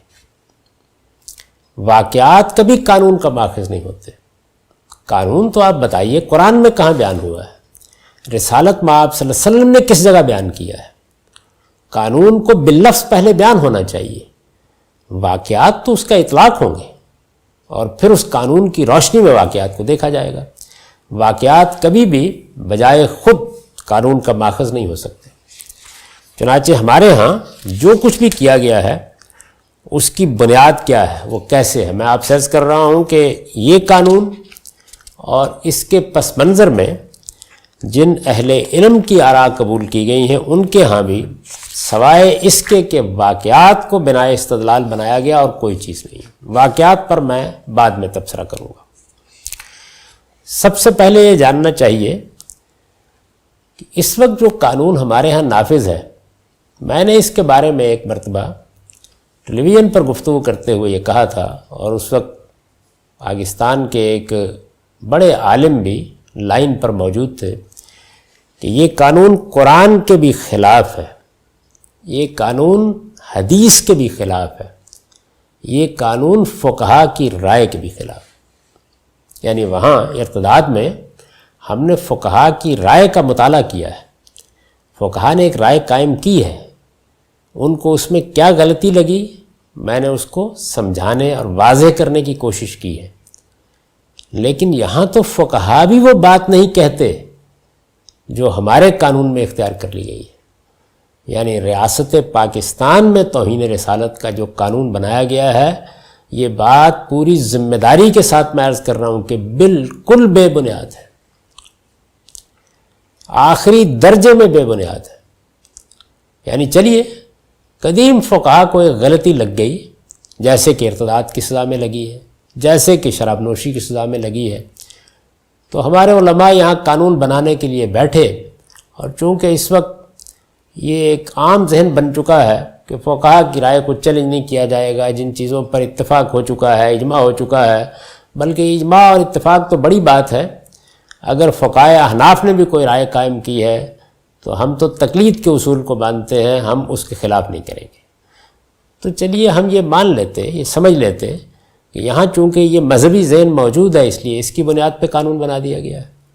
مجھے حیرت ہوتی ہے کہ یہ فقہا کی رائے کے بھی خلاف ہے، یعنی فقہ اسلامی میں بھی اس قانون کی کوئی بنیاد موجود نہیں ہے۔ میں اگر یہ بات کہوں تو غلط نہیں کہوں گا کہ قرآن نے یہ قانون بیان نہیں کیا، رسالت مآب صلی اللہ علیہ وسلم نے کسی حدیث میں یہ قانون بیان نہیں کیا، اور میں یہ بات اگر کہوں تو میں یہ عرض کر رہا ہوں کہ غلط نہیں کہوں گا کہ فقہ اسلامی میں ہمارے فقہا نے بھی یہ قانون بیان نہیں کیا۔ اس لیے میں نے یہ عرض کیا ہے کہ یہ بالکل بے بنیاد قانون ہے۔ اب مجھے آپ کو یہ بتانا ہے کہ یہ کیسے بے بنیاد ہے، فقہا کی رائے کیا تھی، ان کے ہاں کیا بات کہی گئی تھی جس کو لوگوں نے کس طریقے سے سمجھا ہے، اس کی بنیادیں کیا تھیں، قرآن میں کیا تھیں، حدیث میں کیا تھیں، اور پھر یہ عرض کرنا ہے کہ اس میں اگر کوئی قانون بنانا ہے تو وہ کس اصول پر بنے گا۔ یہ ایک مفصل بحث ہے، اگلی نشست میں انشاءاللہ کریں گے۔ اب وقت ختم ہو گیا۔ اقول قولی ھذا واستغفر اللہ لی ولکم ولسائر۔ الحمد للہ رب العالمین والصلاة والسلام علی محمد الامین۔ اعوذ باللہ من الشیطان الرجیم، بسم اللہ الرحمن الرحیم۔ خواتین و حضرات، ہم میزان حصہ دوم میں 7ویں باب کا مطالعہ کر رہے ہیں۔ یہ حدود و تعزیرات کا باب ہے۔ اس میں وہ جرائم زیر بحث ہیں جن کے بارے میں یہ دعویٰ کیا جاتا ہے کہ ان کی سزا بھی شریعت میں مقرر کی گئی ہے، درا حال ہے کہ ایسا نہیں ہے۔ اس میں ہم توہین رسالت کے جرم سے متعلق مباحث کو دیکھ رہے تھے۔ میں نے یہ عرض کیا تھا کہ قرآن مجید میں کوئی چیز نہیں ہے جس کے بارے میں آپ یہ کہہ سکیں کہ یہ توہین رسالت کی سزا بیان کی جا رہی ہے۔ حدیث میں بھی ایسی کوئی چیز نہیں ہے، واقعات ہیں۔ یہ فرق میں واضح کر چکا ہوں کہ ایک چیز یہ ہے کہ رسالت پاک صلی اللہ علیہ وسلم کسی جرم کا ذکر کر کے یہ بتائیں کہ اس کی سزا یہ ہے، یہ بڑی غیر معمولی بات ہوگی اور اس کی بڑی اہمیت ہے۔ لیکن واقعات میں کچھ بتایا نہیں جا رہا، ایک واقعہ ہو رہا ہے، لہذا ناگزیر ہوتا ہے کہ اس واقعے کو پوری طرح سمجھا جائے۔ چنانچہ جو واقعات بالعموم بیان کیے جاتے ہیں، میں نے آپ کو یہ بتایا کہ ان میں سے کوئی ایک واقعہ بھی نہیں ہے جس کو مجرد توہین رسالت کا واقعہ قرار دیا جائے، بلکہ ان کی نوعیت بالکل مختلف ہے، اور قرآن مجید نے ہمیں بتا دیا ہے کہ کس نوعیت کے مجرم تھے، ان کی کیا کارروائیاں تھیں، وہ کیسی سازشیں کر رہے تھے، کس طرح اذیتیں دے رہے تھے، کس نوعیت کے اسکینڈل بنا رہے تھے، کہ ان کے بارے میں یہ اعلان کیا گیا کہ اگر اب بھی باز نہیں آئے تو ان کے ساتھ پھر یہ معاملہ کیا جائے گا کہ ان کو معاندین قرار دے کر عبرتناک طریقے سے قتل کر دیا جائے گا۔ یہی لوگ ہیں جن میں سے بعض کو قتل کرا دیا گیا، چنانچہ اس پر ہم تبصرہ کر چکے ہیں۔ میں نے یہ عرض کیا تھا کہ اس کے علاوہ بھی کچھ واقعات سنائے جاتے ہیں جو سند کے لحاظ سے کمزور ہیں، لہٰذا وہ قابل التفات تو نہیں ہیں، لیکن تھوڑی دیر کے لیے مان لیجئے کہ ہوئے ہیں تو ان کو انہی پر قیاس کرنا چاہیے۔ یہ وہی اصول ہے کہ جب ہمارے پاس قرآن مجید میں ایک چیز واضح ہو گئی، یعنی معلوم ہو گیا کہ نوعیت کیا ہے، تو پھر واقعات اپنی ذات میں کسی قانون کا ماخذ نہیں بن سکتے۔ ان کو قرآن مجید نے جو فریم ورک طے کر دیا ہے اس کے اندر رکھ کر سمجھا جائے گا۔ یہی دین کو سمجھنے کا صحیح طریقہ ہے۔ میں نے اس کے ساتھ یہ توجہ بھی دلائی تھی کہ اس نوعیت کے واقعات بھی آپ روایتوں میں دیکھیں گے کہ فلاں اور فلاں نے اس جرم کا ارتکاب کیا اور پھر رسالت میں آپ صلی اللہ علیہ وسلم اس کے خون کو حدر قرار دے دیا، یعنی خون کو رائیگاں قرار دے دیا، اس کا قصاص نہیں لیا، اس پر کوئی دیت عائد نہیں کی۔ تو یہ سمجھ لیجئے کہ جتنے بھی منکرین تھے وہ اصلاً مباح الدم تھے، ان میں سے کسی کو بھی اگر قتل کر دیا جاتا تو اس کا خون حدر ہی ہونا تھا، الا یہ کہ کسی معاہدے کی خلاف ورزی کر کے ایسا کیا جاتا۔ چنانچہ یہ اصول بیان کر دیا گیا تھا کہ لا یقتل مسلم بکافر، یعنی یہ جو منکرین ہیں، رسالت میں آپ صلی اللہ علیہ وسلم کے منکرین ہیں، ان کو اگر کوئی مسلمان قتل کر دیتا ہے تو اس کی پاداش میں اس مسلمان کو قتل نہیں کیا جائے گا۔ بدقسمتی ہے، یہ بخاری میں روایت ہے، اس میں بھی تعمیم کر لی لوگوں نے، درا حال ہے کہ یہ اسی قانون کی فرع ہے جس کی طرف میں بار بار توجہ دلا رہا ہوں کہ اللہ کے رسولوں کی طرف سے اتمام حجت کے بعد ایک خاص قانون ہے جو روبہ عمل ہو جاتا ہے، اس کے کچھ تقاضے ہیں، اس کا تعلق مجھ سے، آپ سے، کسی مسلمانوں کی حکومت سے نہیں ہے۔ تو خاتمے کی بات یہ تھی پچھلی نشست میں کہ علماء ان حقائق سے واقف ہیں، یعنی یہ ساری چیزیں روایتوں میں بیان ہوئی ہیں، یہ ساری چیزیں قرآن مجید کی تفسیروں میں بیان ہوئی ہیں، لیکن اس کے باوجود ان کا اصرار ہے کہ ان واقعات سے وہ توہین رسالت کا قانون اخذ کریں گے۔ یہ ہمارے علماء کی وہ غلطی ہے جس کی طرف میں نے توجہ دلائی، یعنی واقعات سے قانون اخذ کرنا اپنی ذات میں کوئی صحیح طریقہ نہیں ہے، لیکن پھر واقعات کو سمجھنے میں بھی غلطی کھائی ہے۔ واقعات کی نوعیت کیا ہے، یہ کیا لوگ ہیں، قرآن مجید میں وہ کیا اشارات ہیں جن سے یہ معلوم ہوتا ہے کہ یہ کس طرح کے اسکینڈل بنانے والے ہیں، اور ان کے بارے میں جو کچھ تفصیلات بیان ہوئی ہیں وہ سب نظر انداز کر دی گئی، اور ان سے توہین رسالت کا قانون اخذ کر لیا گیا۔ اس کے بعد میں نے لکھا ہے یہاں ہو سکتا ہے کہ کوئی شخص اس قصے سے بھی استدلال کرنا چاہے جو سیدنا عمر کے متعلق بیان کیا جاتا ہے کہ نبی صلی اللہ علیہ وسلم کا فیصلہ تسلیم نہ کرنے پر انہوں نے ایک شخص کی گردن اڑا دی تھی۔ ہمارے علماء یہ واقعہ ممبروں پر سناتے اور لوگوں کو بالواسطہ ترغیب دیتے ہیں کہ توہین رسالت کے مرتکبین کے ساتھ وہ بھی یہی سلوک کریں، مگر حقیقت یہ ہے کہ حدیث کے پہلے، دوسرے، یہاں تک کہ تیسرے درجے کی کتابیں بھی اس واقعے سے خالی ہیں۔ یعنی جو واقعہ بیان کیا جاتا ہے، آپ میں سے شخص کے علم میں ہوگا کہ ایک شخص رسالت مآب صلی اللہ علیہ وسلم کے پاس سے ہو کر آیا، اس نے سیدنا عمر سے یہ بیان کیا کہ میں وہاں گیا تھا اور میرا یہ فیصلہ ہوا اور میں اب آپ کے پاس فیصلہ کرانے کے لیے آ گیا ہوں۔ وہ گئے، انہوں نے تلوار پکڑی اور اس کا سر قلم کر دیا۔ یہ واقعہ سنایا جاتا ہے۔ یہ واقعہ حدیث کے پہلے، دوسرے، یہاں تک کہ تیسرے درجے کی کتابوں میں بھی بیان نہیں ہوا۔ ایک شخص کو قتل کرنا ہے، آپ یہ بیان کر رہے ہیں کہ سیدنا عمر نے قتل کر دیا تھا، ظاہر ہے کہ سیدنا عمر رضی اللہ عنہ ایک کام کرتے ہیں تو وہ اسوہ بن جائے گا، پھر اس کو قانون کی حیثیت سے پیش کر رہے ہیں، تو واقعہ بیان کہاں ہوا ہے؟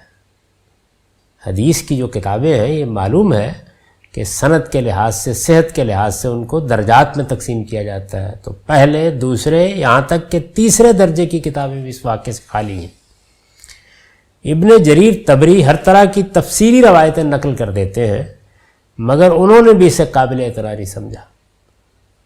یعنی جو لوگ طبری کی تفسیر سے واقف ہیں، انہیں معلوم ہے کہ وہ اس طرح کے سب واقعات نقل کر دیتے ہیں، لیکن اس واقعے کو انہوں نے بھی اس قابل نہیں سمجھا کہ اپنی تفسیر میں نقل کریں۔ یہ ایک غریب اور مرسل روایت ہے جسے بعض مفسرین نے اپنی تفسیروں میں نقل ضرور کیا ہے، لیکن جن لوگوں کو علم حدیث سے کچھ بہرہ حاصل ہے انہوں نے وضاحت کر دی ہے کہ ابن عباس رضی اللہ عنہ سے اس کی سند بالکل واہی ہے، اور ابن مردویہ اور ابن ابی حاتم کی سندوں میں اس کا راوی ابن لہیہ ضعیف ہے۔ یعنی جہاں کہیں بھی اگر واقعہ بیان کیا گیا ہے تو ساتھ ہی محققین نے وضاحت کر دی ہے، علم حدیث کے ماہرین نے بتا دیا ہے کہ اس واقعے کی نوعیت کیا ہے۔ وہ یہ کہتے ہیں کہ اس کی سند بالکل واہی ہے اور اس کا راوی ابن لہیہ ضعیف ہے، یہ روایت اس قابل نہیں ہے کہ یہ پیش کی جائے۔ اس کے بارے میں یہ بات بھی بالکل غلط ہے کہ مفسرین سورہ نساء کی آیت 65 کی شان نزول کے طور پر یہی واقعہ بیان کرتے ہیں۔ یعنی بہت سے لوگ جو یہ جانتے ہیں کہ اب کون تحقیق کرے گا اور کون دیکھے گا، وہ بہت اہتمام کے ساتھ یہ بتاتے ہیں کہ سورہ نساء کی آیت 65 کی تو شان نزول یہی واقعہ ہے۔ یہ بالکل غلط بات ہے۔ نساء کی یہ آیت اگرچہ کسی شان نزول کی محتاج نہیں ہے، یعنی اس آیت کو آپ قرآن میں دیکھ سکتے ہیں، آیت 65 کو تدبر قرآن میں دیکھ لیجئے، البیان میں دیکھ لیجئے، وہ کسی شان نزول کی محتاج نہیں ہے۔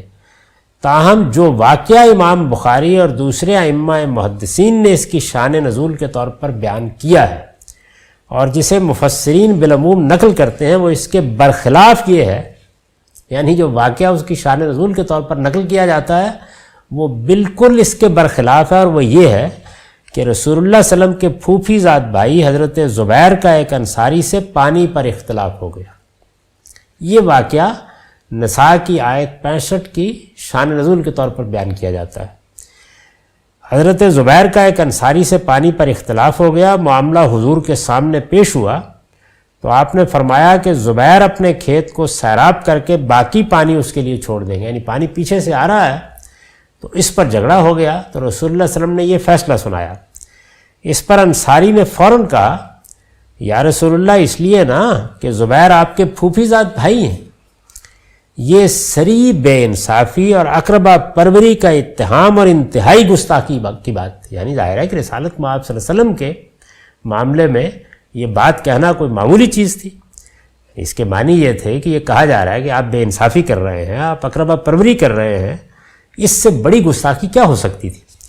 چنانچہ بیان کیا گیا ہے کہ آپ کے چہرے کا رنگ بدل گیا، مگر آپ نے اس کے سوا کچھ نہیں کیا کہ اپنی بات مزید وضاحت کے ساتھ دہرا دی اور فرمایا کہ کھیت کی منڈیر تک پانی روک کر باقی اس کے لیے چھوڑ دیا جائے. یہ واقعہ ہے جو شان نزول کے طور پر بیان کیا گیا ہے.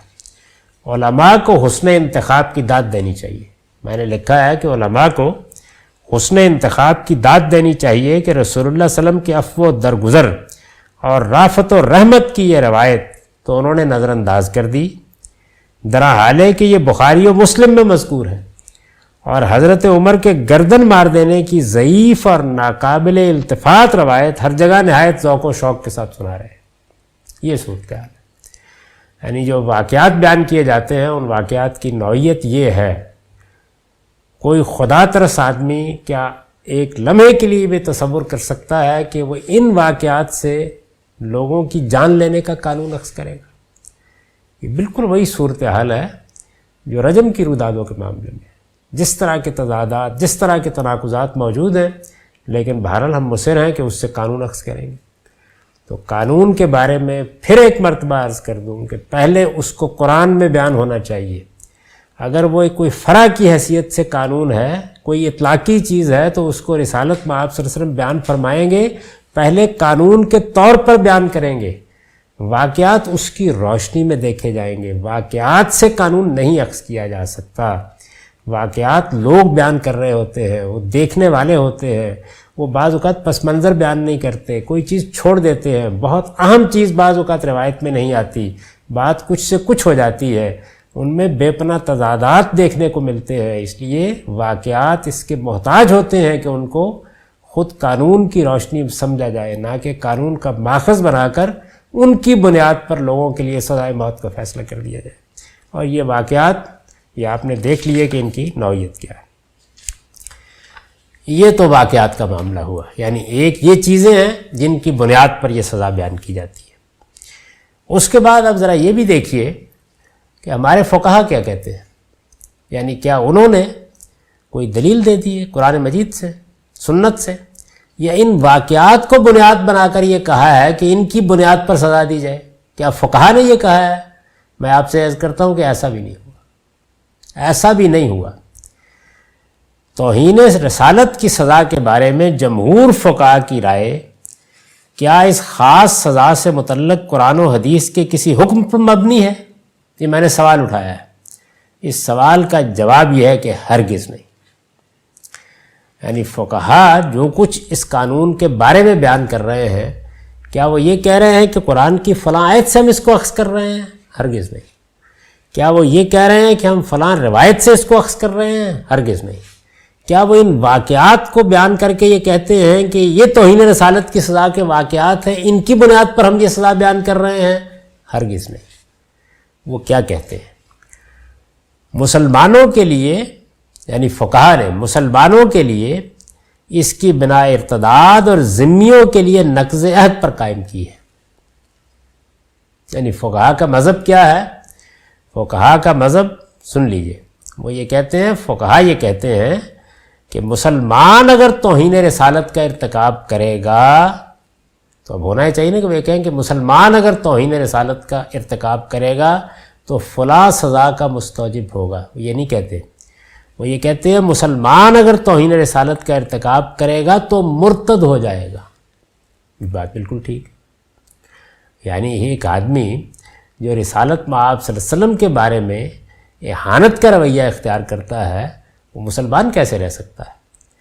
مسلمان اگر توہین رسالت کا ارتکاب کرے گا تو مرتد ہو جائے گا، اور مرتد کی سزا قتل ہے. یعنی فقہا کا مذہب یہ ہے.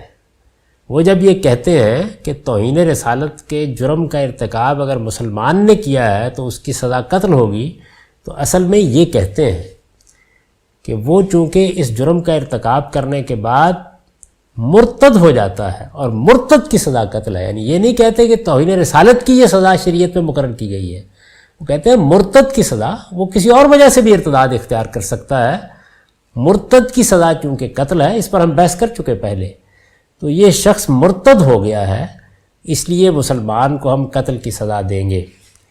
اسی طرح غیر مسلم ذمی اس کا مرتکب ہوگا تو اس کے لیے عقد ذمہ کی امان ختم ہو جائے گی اور اس کے نتیجے میں اسے بھی قتل کر دیا جائے گا۔ یعنی مسلمانوں کی ریاست میں اس وقت جو غیر مسلم رہتے تھے وہ ذمی تھے۔ یہ کون لوگ تھے؟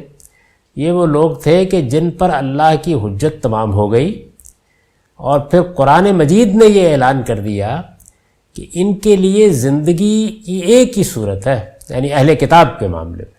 مشرکین کے بارے میں تو یہ کہہ دیا سورہ توبہ میں قتل کر دیے جائیں گے، ان کے لیے اسلام یا موت دونوں میں سے ایک کا انتخاب تھا۔ ان کو یہ کہا گیا کہ یہ اگر جزیہ دے کر اور ذلیل ہو کر محکوم ہو کر رہنے کے لیے تیار ہو جائیں تو جان بخشی کر دی جائے گی، یعنی اسلام قبول کریں یا جزیہ دے کر، اس کو قرآن نے کہا حتیٰ یوت الجزیۃ عن ید وہم صاغرون، یہ ذمی ہوتے ہیں۔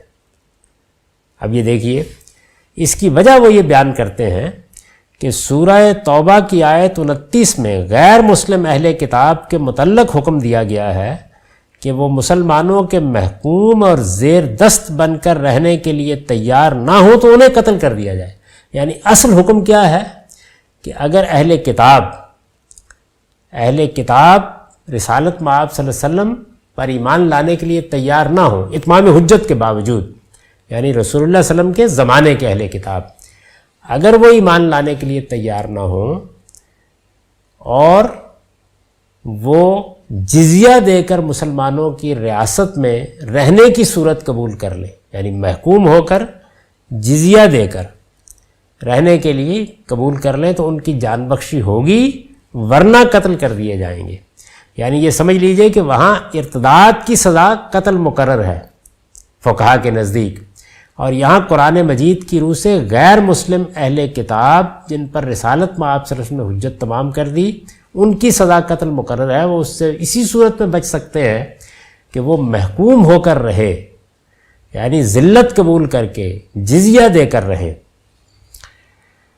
چنانچہ اگر کوئی ذمی، یہ فقہا کہتے ہیں کہ اگر کوئی ذمی رسول اللہ صلی اللہ علیہ وسلم کے بارے میں سب و شتم کا رویہ اختیار کرتا ہے تو اس کے معنی یہ ہے کہ وہ سرکشی پر اتر آیا ہے اور محکوم اور زیر دست بن کر رہنے کے لیے تیار نہیں ہے۔ یعنی وہ کہتے ہیں کہ اس نے وہ عہد توڑ دیا ہے، وہ نقض عہد کا مرتکب ہوا ہے، اس کی عقد ذمہ کی امان ختم ہو گئی ہے۔ یعنی اگر مسلمان نے توہین رسالت کا ارتکاب کیا تو مرتد ہو گیا ہے اور مرتد کی سزا قتل ہے، اور اگر ذمی نے اس کا ارتکاب کیا ہے تو اس کو جو امان دی گئی تھی، یعنی اس نے قبول کیا تھا کہ میں محکوم ہو کر جزیہ دے کر رہوں گا، وہ امان ختم ہو گئی، یعنی وہ سرکشی پر اتر آیا ہے، وہ اب دوسری شرط کو ماننے کے لیے تیار نہیں ہے کہ وہ محکوم اور زیر دست ہو کر رہے گا۔ مسلمانوں کی ریاست میں محکوم اور زیر دست ہو کر وہ یہ جسارت نہیں کر سکتا کہ رسالت مآب صلی اللہ علیہ وسلم کی شان میں گستاخی کرے۔ اس کے معنی یہ ہے کہ وہ سرکشی پر اتر آیا اور محکوم اور زیر دست بن کر رہنے کے لیے تیار نہیں ہے۔ فقہ اسلامی میں اس استدلال کی ابتدا غالباً عبداللہ بن عباس رضی اللہ عنہ کی اس رائے سے ہوئی ہے۔ ان کا ارشاد ہے، یعنی میں نے جہاں تک تحقیق کی ہے تو میں نے لوگوں کو توجہ دلائی ہے کہ اس کی ابتدا بھی فقہا سے نہیں ہوئی۔ اس استدلال کی ابتدا عبداللہ بن عباس رضی اللہ عنہ کے ایک اثر سے ہوئی ہے۔ زاد المعاد میں ابن قیم نے اس کو نقل کیا ہے۔ وہ یہ کہتے ہیں، ایما مسلم سب اللہ و رسولہ و سب احد من الانبیاء فقد کذب برسول اللہ صلی اللہ علیہ وسلم و ردۃ یستتاب فإن رجا و الا قتل و ایما معاہد آند فسب اللہ او سب احد من الانبیاء و جہر بہ فقد نقض العہد فاقتلوہ۔ جو مسلمان اللہ اور اس کے رسول صلی اللہ علیہ وسلم پر یا نبیوں میں سے کسی دوسرے نبی پر سب و شتم کرے گا وہ رسول اللہ کی تکذیب کا مرتکب ہوگا۔ یعنی اس کا مطلب یہ ہے کہ اس نے رسول اللہ صلی اللہ علیہ وسلم کو جھٹلا دیا ہے۔ وہ کہتے ہیں یہ ارتداد ہے جس پر اس سے توبہ کا تقاضا کیا جائے گا، یعنی ابن عباس رضی اللہ عنہ کیا کہہ رہے ہیں، وہ سزا کی بنیاد اس کے ارتداد کو قرار دے رہے ہیں اور کہتے ہیں کہ توبہ کا تقاضا کیا جائے گا، جبکہ ہمارے علماء کا اصرار یہ ہے کہ اس کا بھی کوئی سوال نہیں، اور وہ لوگوں کے جذبات کو برانگیختہ کر کے یہ کہتے ہیں کہ اس میں توبہ کی بھی گنجائش نہیں ہے، جبکہ جس جگہ سے اس قانون کی بنیاد اٹھی ہے وہ سن لیجئے، وہ کہتے ہیں ردۃ یستتاب، یعنی یہ ارتداد ہے جس پر اس سے توبہ کا تقاضا کیا جائے گا، اگر رجوع کر لیتا تو چھوڑ دیا جائے گا، اور نہیں کرتا تو قتل کر دیا جائے گا۔ کیوں؟ اس لیے کہ اس نے ارتداد کا جرم کیا ہے، اور ارتداد کی سزا قتل ہے۔ اسی طرح غیر مسلم معاہدین میں سے کوئی شخص اگر معاند ہو کر اللہ یا اللہ کے کسی پیغمبر پر علانیہ سب و شتم کرتا ہے تو عہد ذمہ کو توڑنے کا مجرم ہوگا، یعنی معاند ہو کر کھڑا ہو گیا ہے، اس نے سرکشی اختیار کر لی ہے، اللہ اور اللہ کے پیغمبروں پر علانیہ سب و شتم کر رہا ہے، تو عہد ذمہ کو توڑنے کا مجرم ہوگا، تو اسے بھی قتل کر دو گے، اس لیے کہ اس وقت جتنے ذمی تھے ان کے لیے اصل قتل ہی کی سزا تھی، تو یہاں بھی اس کو جو اصل سزا اس کے لیے مقرر ہے وہ دی جا رہی ہے، اور ارتداد کے معاملے میں بھی یہی صورتحال ہے۔ یہ ابن عباس رضی اللہ عنہ کا اثر ہے، یہ ان کی رائے تھی، اس رائے کی بنیاد پر ہمارے فقہا نے اپنی فقہی رائے قائم کی ہے۔ یہ صورتحال ہے فقہ میں، یہ آپ دیکھ سکتے ہیں کہ فقہا نے نہ یہ استدلال کیا ہے کہ یہ ایک جرم ہے جس کی قرآن میں فلاں سزا مقرر ہوئی ہے، نہ یہ استدلال کیا ہے کہ فلاں حدیث میں یہ سزا مقرر ہے، نہ ان واقعات کو وہ زیر بحث لائے ہیں جو عام طور پر اب سنائے جاتے ہیں، بلکہ انہوں نے ایک بالکل دوسرا راستہ اختیار کیا ہے۔ انہوں نے کہا ارتداد کی سزا پہلے سے قتل ہے، ہم مسلمان پر اس کا نفاذ کریں گے کیونکہ یہ ارتداد ہے۔ عقلی اور منطقی لحاظ سے یہ بات بالکل ٹھیک ہے، اور جو اہل ذمہ ہیں ان کے لیے اصل میں قتل ہی تھا، ان کو تو صرف یہ رعایت دی گئی تھی کہ اگر وہ محکوم ہو کر زیر دست ہو کر جزیہ دینے کے لیے تیار ہے تب ان کی جان بخشی ہوگی، جب انہوں نے سب و شتم کیا تو سرکشی اختیار کر لی، معاند ہو کر کھڑے ہو گئے، لہٰذا وہ عہد ختم ہو گیا، وہ امان ختم ہو گئی، چنانچہ وہ اصل سزا لوٹ آئے گی جو ان کے لیے قرآن مجید میں مقرر کی گئی ہے سورہ توبہ میں۔ یہ ہے فقہا کا مذہب۔ فقہا کے نزدیک سزا کی بنیاد یہی ہے۔ اب ظاہر ہے کہ یہ دونوں چیزیں جو ہیں یہ مطالعے کا تقاضا کرتی ہیں، تو میں نے اس کے بارے میں اپنا نقطہ نظر بیان کیا ہے کہ فقہا کے نزدیک سزا کی بنیاد یہی ہے، لیکن قرآن و حدیث پر تدبر سے واضح ہو جاتا ہے کہ دور صحابہ کے بعد یہ بنیاد ہمیشہ کے لیے ختم ہو چکی۔ میں ارتداد پر بحث کر کے بتا چکا کہ اس کا تعلق رسالت میں آپ صلی اللہ علیہ وسلم کے براہ راست مخاطبین سے تھا، وہ ارتداد اختیار کرتے تو ان کی سزا یقیناً قتل تھی، چنانچہ یہ بنیاد بھی ختم ہو گئی۔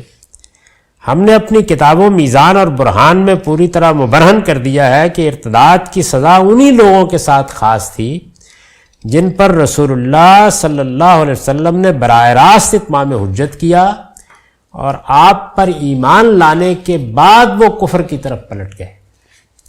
ان کے بارے میں خدا کا فیصلہ یہی تھا کہ اگر کفر پر قائم رہیں گے تو اس کی سزا بھی موت ہے، اور ایمان لے آنے کے بعد دوبارہ کفر اختیار کریں گے تو اس کی سزا بھی موت ہے۔ رسول اللہ صلی اللہ علیہ وسلم کا یہ ارشاد کہ من بدل دینہ فاقتلوہ، جو شخص اپنا دین تبدیل کرے اسے قتل کر دو، انہی سے متعلق ہے۔ ان کے لیے یہ سزا اس سنت الہی کے مطابق مقرر کی گئی تھی جو قرآن میں رسولوں کے براہ راست مخاطبین سے متعلق بیان ہوئی ہے۔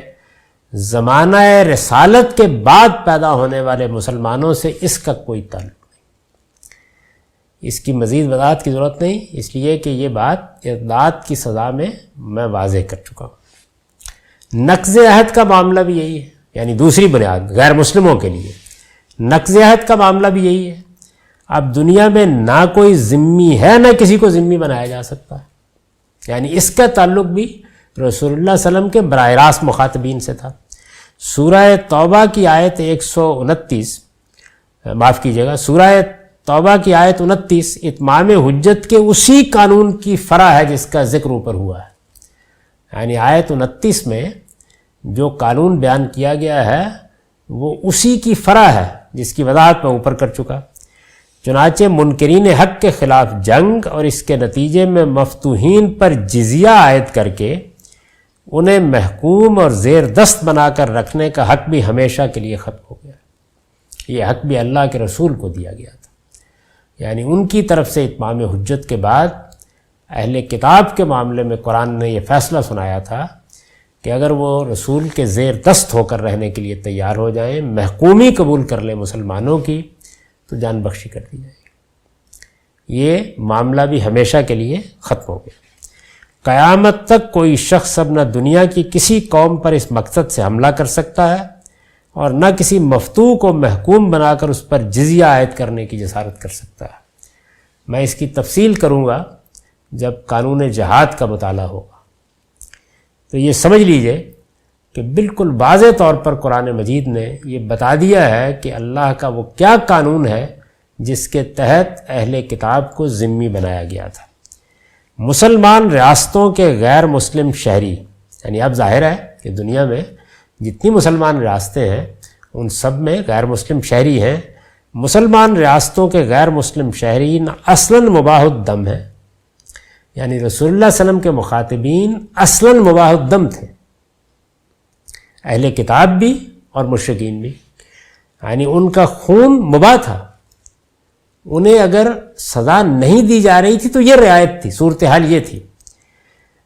غیر مسلم شہری نہ اصلاً مباح الدم ہیں، نہ ذمی ہیں اور نہ کسی امان کے تحت رہ رہے ہیں جس کے اٹھ جانے کی صورت میں ان کے بارے میں قتل کا حکم دیا جائے۔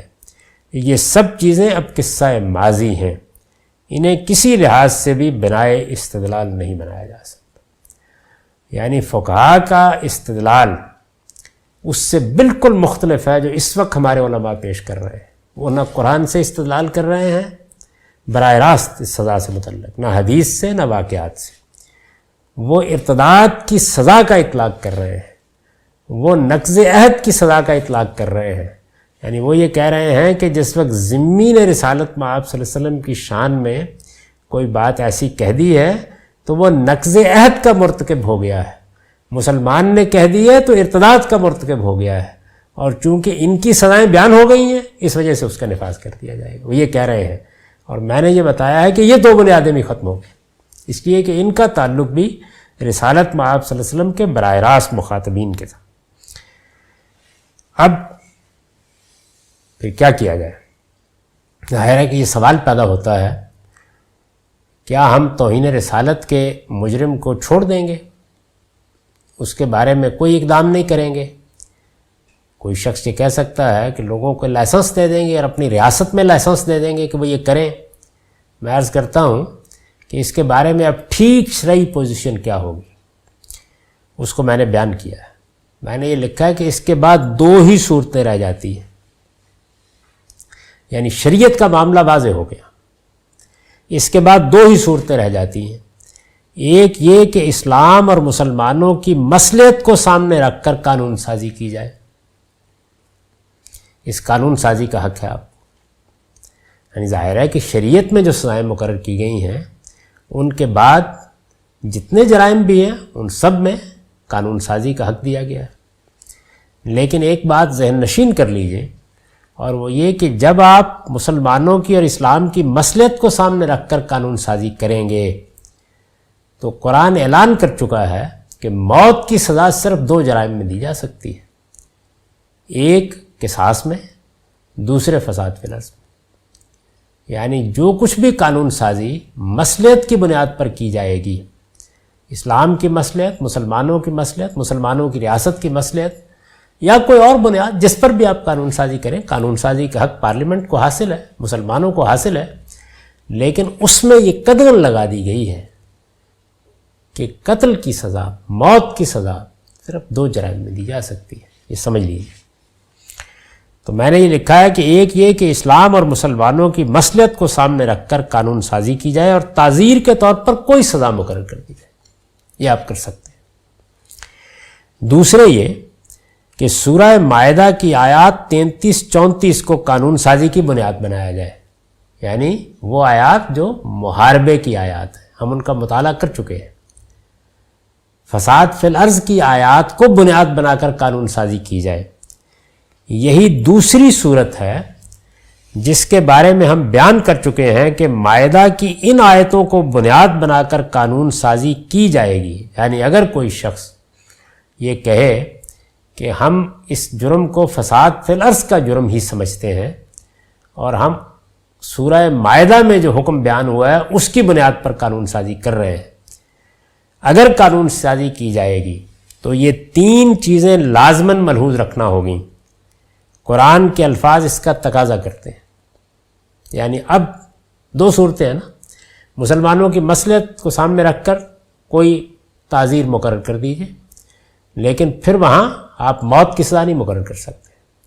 دوسری صورت یہ ہے کہ آپ یہ استدلال کریں کہ یہ بھی اصل میں فساد فی الارض کا جرم ہے. تو فساد فی الارض کیا ہوتا ہے، کیسے اس کا اطلاق کیا جائے گا؟ اگر آپ یہ کریں گے تو 3 باتیں آپ کو لازماً ملحوظ رکھنا پڑیں گی. نمبر 1، توہین کے مرتکب کو توبہ و اصلاح کی دعوت دی جائے گی. یعنی ایسا نہیں ہے کہ جرم کا ارتکاب ہوا جس طرح کہ ہمارے ہاں قانون بنایا گیا ہے، اس کو توبہ و اصلاح کی دعوت دی جائے گی اور بار بار توجہ دلائی جائے گی کہ وہ خدا اور رسول کا ماننے والا ہے تو اپنی عاقبت برباد نہ کرے اور اس کے سامنے سر تسلیم خم کر دے، اور ماننے والا نہیں ہے تو مسلمانوں کے جذبات کا احترام کرے اور اس جرم شنی سے باز آ جائے. وہ صورت آپ پڑھ لیجئے، وہ آیات پڑھ لیجئے، ان کے بارے میں جو بحث میں کر چکا ہوں وہ پڑھ لیجئے. اس میں صاف صاف یہ بتا دیا گیا ہے کہ اگر مجرم سرنڈر کر دے تو اس قانون کا اس پر اطلاق نہیں کیا جا سکتا. دوسری بات، اس کے خلاف مقدمہ صرف اس صورت میں قائم کیا جائے گا جب وہ توبہ اور رجوع سے انکار کر دے.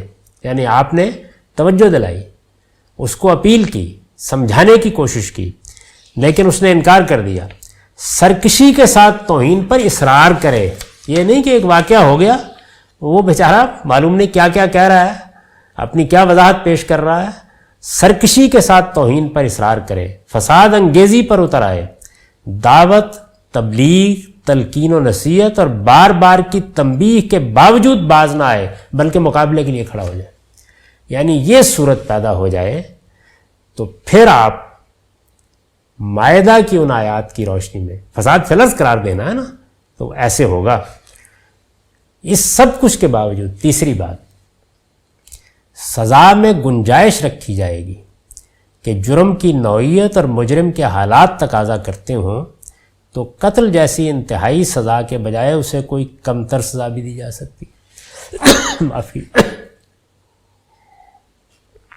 اس لیے کہ مائدہ کی ان آیات میں خود اللہ تعالیٰ نے یہ گنجائش رکھ دی ہے.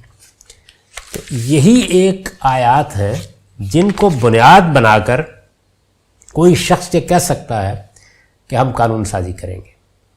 ایک مرتبہ پھر سمجھ لیجئے، یعنی ایک یہ ہے کہ ہم تعزیر کے طور پر کوئی سزا مقرر کریں، پھر وہ موت کی سزا نہیں ہوگی.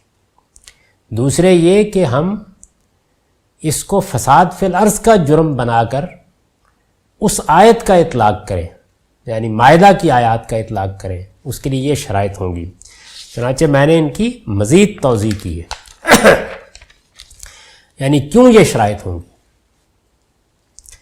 اولاً اس لیے کہ آیت میں یحاربون کا لفظ ہے، یعنی وہاں یہ بیان کیا گیا ہے کہ انما جزاء الذین یحاربون اللہ ورسولہ. یہ آیت زیر بحث آ چکی ہے اس سے پہلے. اولاً اس لیے کہ آیت میں یحاربون کا لفظ ہے. یہ لفظ تقاضا کرتا ہے کہ آیت میں جو سزائیں بیان ہوئی ہیں وہ اسی صورت میں دی جائیں جب مجرم سرکشی کے ساتھ توہین پر اصرار کرے، فساد انگیزی پر اتر آئے، دعوت، تبلیغ، تلقین و نصیحت اور بار بار کی تنبیہ کے باوجود باز نہ آئے بلکہ مقابلے کے لیے کھڑا ہو جائے. آدمی الزام سے انکار کرے یا اپنی بات کی وضاحت کر دے اور اس پر اصرار نہ کرے تو لفظ کے کسی مفہوم میں بھی اسے محاربہ یا فساد قرار نہیں دیا جا سکتا. ثانیاً اس لیے کہ اقرار و اصرار کے بعد بھی مجرم قانون کی گرفت میں آنے سے پہلے توبہ اور رجوع کر لے تو قرآن کا ارشاد ہے کہ اس پر حکم کا اطلاق نہیں ہوگا. چنانچہ فرمایا ہے کہ توبہ کر لینے والوں کو یہ سزائیں نہیں دی جا سکتی۔ اس سے یہ بات بھی نکلتی ہے کہ کارروائی سے پہلے انہیں توبہ و اصلاح کی دعوت دینی چاہیے اور بار بار توجہ دلانی چاہیے کہ وہ خدا و رسول کے ماننے والے ہیں تو اپنی عاقبت برباد نہ کریں اور ان کے سامنے سر تسلیم خم کر دیں، اور ماننے والے نہیں ہیں تو مسلمانوں کے جذبات کا احترام کریں اور اس جرم شنیع سے باز آ جائیں۔ ثالثاً اس لیے کہ آیت کی روح سے یہ ضروری نہیں ہے کہ انہیں قتل ہی کیا جائے، یعنی ہمارے یہاں تو قانون یہ ہے کہ شریعت کہتی یہی ہے، لیکن اس آیت کے تحت لائیں گے تو یہ ضروری نہیں ہے کہ انہیں قتل ہی کیا جائے۔ اس میں یہ گنجائش رکھی گئی ہے کہ جرم کی نوعیت اور مجرم کے حالات تقاضا کرتے ہوں تو عدالت اسے کوئی کمتر سزا بھی دے سکتی ہے، چنانچہ اس میں نفی کی علاقہ بدری کی سزا مقرر کی گئی ہے، جس کی ایک صورت موجودہ زمانے میں قید کی سزا ہو سکتی ہے۔ چنانچہ فرمایا ہے کہ اس طرح کے مجرموں کو علاقہ بدر کر دیا جائے۔ اس وقت جو قانون نافذ ہے ان میں سے کوئی بات بھی اس پہ ملحوظ نہیں رکھی گئی، یعنی اگر آپ نے اس کو بنیاد بنا کر قانون سازی کرنی ہے تو یہ شرائط ہوں گے، اور ان شرائط کو سامنے رکھ کر آپ کوئی قانون بنا سکتے ہیں۔ تو اس سے یہ بات بالکل واضح ہو جاتی ہے کہ حدود و تعزیرات میں جب میں نے میزان میں اپنا نقطہ نظر بیان کیا ہے تو ان 3 جرائم کو اس میں کیوں شامل نہیں کیا۔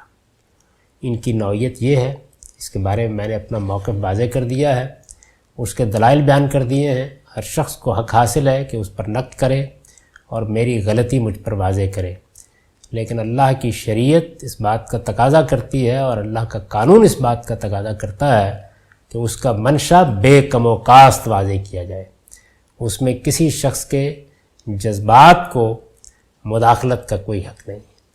ہمیں ٹھیک ٹھیک یہ بتانا ہے کہ اللہ کا قانون کیا ہے، قرآن کیا کہتا ہے، حدیث میں کیا بات بیان ہوئی ہے، واقعات کی نوعیت کیا ہے، فقہا کا مذہب کس استدلال پر مبنی ہے، اس استدلال کی کیا نوعیت ہے، یہ بہت اچھی طرح سے سمجھ لیجیے۔